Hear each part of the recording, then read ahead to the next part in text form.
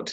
Right, so as I say, we are doing psychic attack and protection. The purpose is not to scare you this evening, but because wherever there is a positive, there is a negative, and there is this need to understand, in my bubble and my life experiences, there is a need to understand this in order to look after yourself first and foremost, but also if you are involved in any healing work, this can come up in sessions with clients as well. All right, so psychic attack occurs, it can only really occur when you go into negative thinking. So we can strengthen ourselves against it by maintaining a positive attitude, mindset, and using positive mantras or affirmations, as they are also known. Clues that you are under psychic attack is that you can feel tired, you can feel overwhelmed, you can feel anxious and irritable. All right. Psychic attack tends to come from the energy of jealous and angry and hateful person. Psychic attack can be people doing things to you, or it can be people, or someone rather, let's use the term slagging you off and really sending you negative vibes, etc., etc. Make sense? Yeah. And you know, psychic attack can come from negative gossip, and that is why we say don't engage in negative gossip, well, gossip full stop really, about other people, because you are opening yourself up to that vibration, to that level of energy. So I'm going to run through some actions with you, but some of the key things are to burn sage, to burn Palo Santo, Sarah, burn Palo Santo wood, or to use incense as well. All right, so this is dealing with psychic attack from a living being, let's call it that. You also bubble up, which I have taught you. No. And I'm going to take you through a new one, which is involving what we call the egg treatment. All right, so just to make you aware of that, I'm going to take you all through that process. Okay, if you know the person, then you would place, if you actually know who is doing it to you, if you're picking that up, then you would place a mirror between yourself and them to bounce it back to them. All right? Because everything that they are sending to you can be bounced back to them. Does that make sense to you? Yeah. All right. Another thing to do is, if you are going to a very crowded place and there could be lots of negativity, again using the mirror trick, but this time what you do is you would place yourself inside what we call a disco ball. Yeah, lots of mirrors, lots of lights. How many Sarahs are doing them? Lots of lights, yeah, light bouncing off those mirrors out into the crowd. If you're going to a concert or something, to keep, although that wouldn't be negative, would it? But you know what I mean, to keep that negative energy away from you. Okay. We also do grounding, in which we would do the roots of the trees, like I've taught you already previously. You would do that. And if you feel under psychic attack, then you would have your palms face up to the universe for extra grounding and extra energy. All right, makes sense? And then you would set the intention for that energy that's coming down to you to protect you. Remember, it's about using the mind as a tool. The mind is not always a negative thing. It's only negative when you allow it to run away with itself. But when we learn how to work with it, it's a fantastic tool for us. All right, so that is one of the things that we would do. We would set the intention through our thoughts that that energy is going to protect us. I also recommend that you open your heart chakra every day so that you are in a bubble of that energy, of that heart energy, that heart space, that love vibration, that energy. One of the other things that you can do, you can work with fluorite crystal.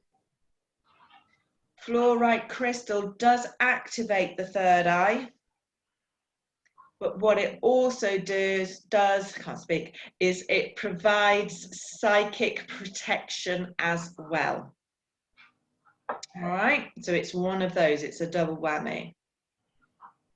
Now, another thing that you can do is you can blow in your mind, visualize a candle in front of your third eye and blow that candle out, because that is sending the signal that you're closing down to spirit world as well. Okay, is this making sense, lovelies? Yes. Yeah. Cool. So there's all sorts of things that you can do, but I just wanted to give you some really key things. Another thing that you can do is, I'm giving my tactic away now, is use a cloak of invisibility. Now, I do this when I'm around negative, but I also do it when I'm going in to deal with negative. So what we do is we literally visualize putting on a cloak. It's clear, it's invisible. Yeah, a little bit of a Harry Potter moment. Yeah. Many times is Sarah coming in. And then what we do is we pull the hood up over our head and we zip up, and we're cocooned in that invisibility cloak. That is another tool that we use when dealing with negative energies and the energy of psychic attack. That's to do with the living that we do that with. You're all still there? Is Sarah actually in the room? I don't know. Did she make it? I have no clue. Right then, so the next thing we're going to talk about is a slightly different form of attack, which is spirit attack. All right.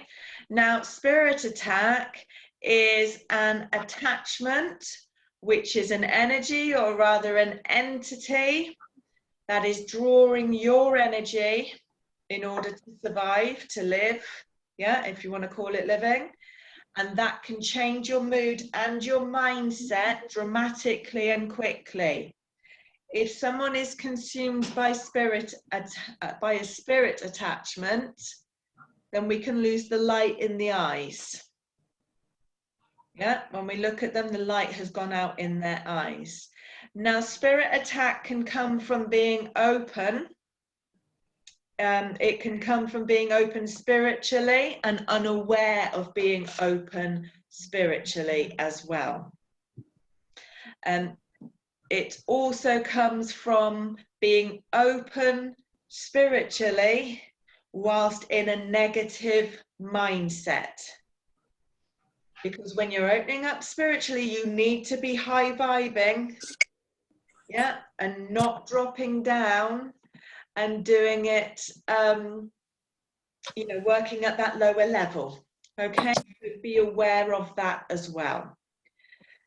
So, spirit attack, as I put, there is an attachment of an entity which then draws on your energy, changes your own energy level, changes your mind and your mood. All right. After all fucking that. No, it's all right. Where is it? Sarah, can you mute, please, lovely? Yeah. Thank you. And then there is this also this awareness of it can come through, you're vulnerable for spirit attack through smoking and drinking. Yeah, because these create a low energy aura because of that toxin in the system. It can also occur through addiction, as this causes holes in the aura, the toxin burns in and sits energetically in the aura, and spirit can attach through those holes. Does that make sense? Give me a thumbs up. Okay, so it can also happen because of long-term illness. If you have long-term illness, then you can also have a weak aura. Now, the first rule of thumb in terms of action with a spirit attack is to stop engaging with it. It is also the same with a psychic attack. If someone is doing negative harm to you and you are sending them love and light and fluffy stuff, you are opening the link, you are creating a cord for them to attack you through. And that is why, as part of psychic attack work, we do cord work. Yeah, to lose the caudal attacks of the psychic attack, the caudal link that is creating the ability for someone to psychic attack you. Now, that can happen with ex-partners. It can happen with, I don't know, friends with massive fallouts. And you will know if that is going on because that person's face will suddenly come to your mind. Yeah, they will suddenly, out of nowhere, drop into your thinking. You'll probably already be having a build-up of being in a moody cow mode in your head. Yeah, or at least this is how it works for me. And then ping the image of the person, and then ping I do. Yeah? So if someone is someone who is negative, obviously, is randomly coming to your mind as you're driving or whatever, because driving is a fantastic one for you to drift, yeah? And that a person's face that you know and have cut off ties with, etc., is popping in your head, the odds are high that you're under what we call psychic attack. And that is why we do cord work as well. Okay, when it comes to spirit attack, you have to stop engaging with it exactly the same as a psychic attack, if you like. Yeah, the difference is they have a physical body. But if it is a spirit attack, stop engaging with it. Stop needing to know about it. Stop analysing what the hell is going on, because you're giving the situation energy to build within you. Yeah, you will know if you have a spirit attack, a spirit attachment, because you will have random thoughts that are nothing like what you would think. The example I always give is being sat on holiday, perfectly happy, perfectly at peace and in love with life. Someone walks past and you have the urge to, you don't act on it, but you have the urge to pick up the ashtray and smash it in the woman's face. Yeah? I would never behave like that.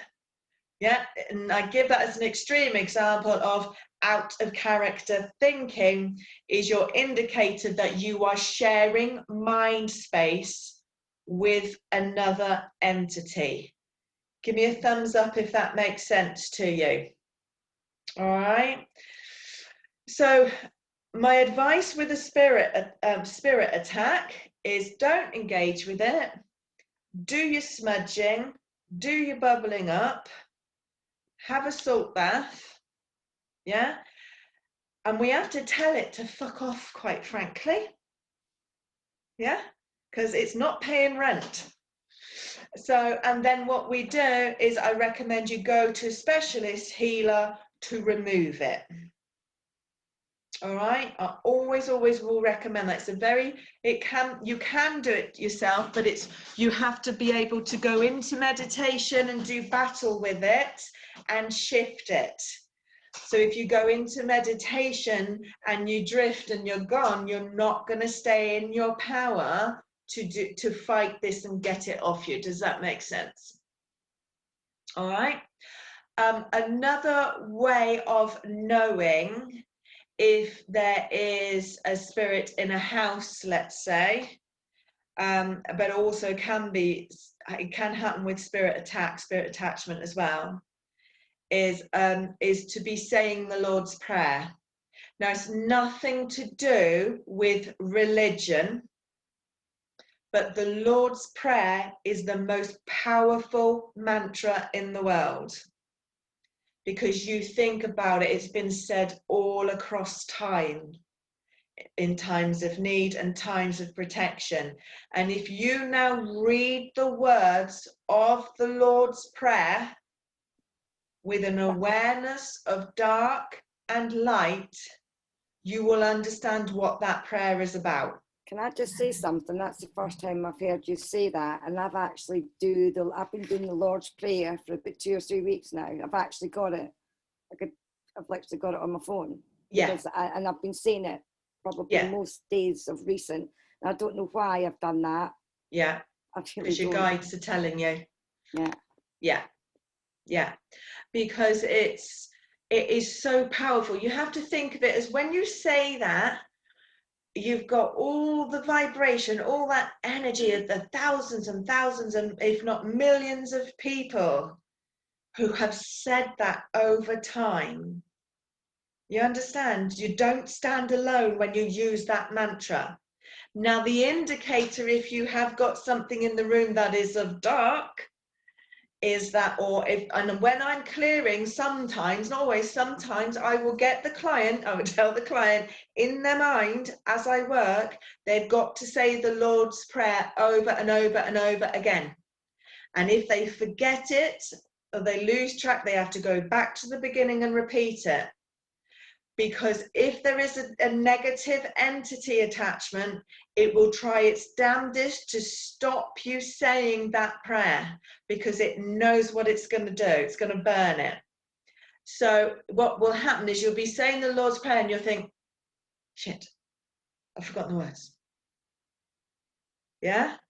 And you can even do the Lord's Prayer when you are smudging as well. Give me a thumbs up if this makes sense to you. You understand the power. It's nothing to do with religion, it's to do with faith. And they are two completely different things. Yeah? Faith and religion are not the same thing. Okay? Now, another thing, and I have to bring this into my teachings now. I didn't probably 10 years ago, I would never have taught this to you guys. But courtesy of TV shows and trends, spells have become a very popular thing. And as you know, I've had to boot a few spellcasters off my page recently who like you to think they work for me. All right. But spellcasters, in terms of what we are talking about, are people who work with dark forces, dark arts, or black magic, as it is more commonly known. Right? However, it is a universal law that what we give out into the world must come back to us. It has to come back to us. So therefore, dark spellcasters can be identified by the bad karma they seem to constantly walk through, constantly attract. Yeah? Connecting you? Is it making you click stuff about people you've known over the years? Yeah? Someone once said to me about a spiritual healer who was riddled with illness, that they're not sat in the light. That is why. Yeah? And I clicked a lot of things about that person about 6 years ago. All right? So, therefore, whatever they're sending out is coming back. With that, they're generating bad karma, really bad karma, a constant flow of karma, because if they're what I call dabbling, yeah, they are the worst, they're the most dangerous, okay? But because your master spellcasters know that, a master spellcaster will get a student to do their spell casting for them. Yeah, do their dirty work for them. Make sense? All right. And then what that can attract is low entities that actually attach to the person for years, because there's just so much dark energy passing through that person, because there needs to be, to feed the entity attachment and the spell attachment, the hex, whatever you want to call it. The worst magic I've ever removed was Jamaican snake magic. These things go on. All right. But I shared this with you not to scare you, but I mean, this is extremes, but it is there, it is happening. And because we're in such, well, it depends on your perspective. There's a lot of people that say we're in very negative times at the moment. Lots of people in a negative mindset. Of course, that is feeding into all of this. Okay, so again, the action there would definitely be that you need to go to a specialist healer to remove this kind of thing. You understand? All right. So what we are going to do now is I'm going to take you through a new technique, as in I've not taught you guys it yet, which takes bubbling up to a whole new level, which is the egg. So I'm just going to open up your mics now. Stop sharing. Just for if you have any questions. Any questions about, I'm asking you all to unmute. Any questions about what we're talking about this evening before we go into the meditation? I don't want your mind wandering, thinking and processing. Any questions, anyone? No, I don't. No? Yeah, does it make sense? Yeah, totally, for me. Yeah. You got a question, Tricia? Yes. Can you have a can you be psychically attacked when you're sleeping? Yes, much more so. Much more so. For me personally, I know when that is going on because of the nightmares that I have. Because it's the most ridiculous. It's like, where the hell would that even have come from? How am I even capable of dreaming that? Do you know what I mean? So you can have, how can I word this? You can have normal nightmares, which is anxiety coming up out of the body. Yeah. And that'll be sweating over stuff. But recently I had to deal with stuff, and like that I had nightmares about performing lobotomies on dogs while they were alive. I mean, like, Ooh. what the hell? Yeah. What the hell is that coming from? Yeah, really obscure stuff, but it gets your attention. If you click, it gets your attention. Yeah, make sense? Yeah. All right. Yeah. Thank you. So Thank you. again, practice your protection and your bubbling up. Go to sleep in a bubble. Right. Go to sleep in a bubble, call in your guides, call in your angels, whatever, and go to sleep in that bubble. Any other questions before we do the meditation? Can it be like, could it be that you felt like you were being visited by somebody when you're asleep? Absolutely. Right, okay. Now, not to freak you out, because I do things from a place of good. But when I work as a distance healer, and when I work dealing with stuff that I can't go to or don't want to go to, what I do is I put myself into a meditative state in the massive protection bubble, and every protector stood around me, and I leave my body and I go and work on my clients. Yeah? Yeah, I've experienced that with you, Sam, so I know you do. Right, that. okay, Yeah. okay. So therefore, people who don't have my intention, let's say, have the polar opposite of my intention, can do the same as well. But this is why, if you're Reiki trained and you've done your Reiki 2, then you know what I'm talking about. You put your protection symbols into your walls, into your doors. If you're worrying, you can put salt along your doorways and along your windowsills as well. Yeah, if you are worrying about stuff like that. But we tend to wake up when we sense. I did. Yeah, it happened to me Mm. Friday. It happened to me Friday night that I just felt there was somebody there, but then I woke up and What then. time on Friday, Yvonne? Oh God. Just trying to think what time I went to bed actually. Would have been about, I don't know, 10:30, 11 maybe. No, okay. Yeah. Yeah, so in what we call the Or heading even towards the midnight, darker yeah. hours. Yeah. Yeah, Yeah. I think I'd been asleep for a little while, so it could have been a bit later actually. It could have been about midnight or so. Yeah. Mm. Yeah. Because it's because the majority of the physical energy is lowered because people aren't doing so much, it's easier for spirit realms of all layers to come into play, let's call it that. Yeah. All I mean, right. to be honest, it was only there for a second, and then I realised, and I just went, "I'll go away." You know, But did and you feel it was negative though? Is that why you ask? I don't know. Is the honest Okay. answer. Okay. Yeah, That's all right. I That's don't know. okay. It was just strange because you know, you sort of when you're asleep as well, you're sort of half asleep, thinking, "Am I dreaming? Is it whatever?" So I wasn't sure from that point of view. But then it did go, and I've not seen it again since. So. Right, okay. Did you have anyone come to mind at that point? Obviously don't reveal, but if you did, but did you have someone come to mind as well? No. No, okay. Okay, that's right. I just wondered whether you picked up a sense of who it was. No, Okay. not in that way.